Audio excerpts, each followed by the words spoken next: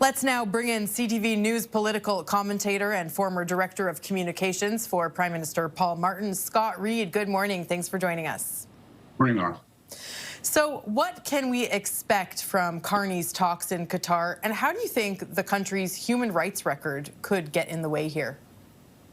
I'm not certain it's going to get in the way, to be blunt. And I think you can chalk that up to Donald Trump, much as we saw in Beijing. Concerns over human rights, other diplomatic concerns, distinctions and differences that are vast in terms of values between ourselves and Beijing, ourselves and Qatar, seem to be taking a back seat to the primary consideration of finding new markets, drumming up new investment, and boosting trade, all because, of course, the United States is withdrawing not only from its role with Canada, but from its trading role worldwide. And, if mother is the necessity of invention, then, clearly Donald Trump is forcing us to look to less palatable partners such as Beijing and Qatar. Scott, lay out for us what the main priorities are expected to be in these meetings. I can do that very, very easily. It comes down to one word. We can summarize what we're looking for from Qatar in one word, and that is money.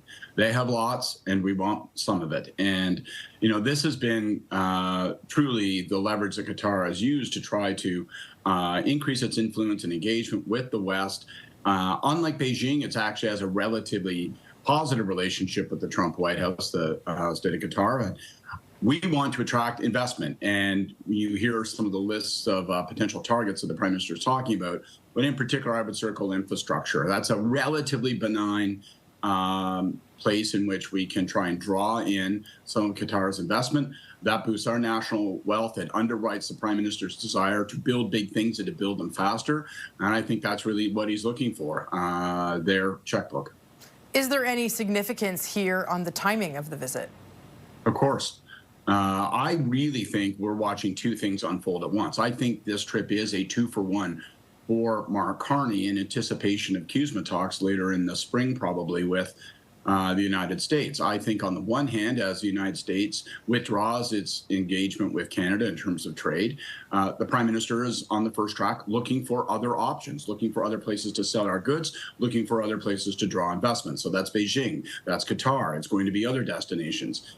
And the second part of the 2-for-1 is giving us increased leverage with the United States. Because if the President of the United States, if Donald Trump is, on the one hand, going to withdraw America's willingness to trade with us, and at the same time object to us seeking other partners like Beijing, that perhaps actually gives the Prime Minister some leverage in those talks. So imagine a discussion in March or April where he says to President Trump, well, if you wish for us to de-escalate the increase of the number of Chinese EVs that we might draw, or the extent of our involvement with Qatar in terms of drawing in their investment dollars, well, then you're going to actually show some give, not just take. So I think that is the broad strokes here. I think that's the backdrop. Get some money, get some trade relations, but at the same time, give yourself some cards to play at the CUSMA table with Trump.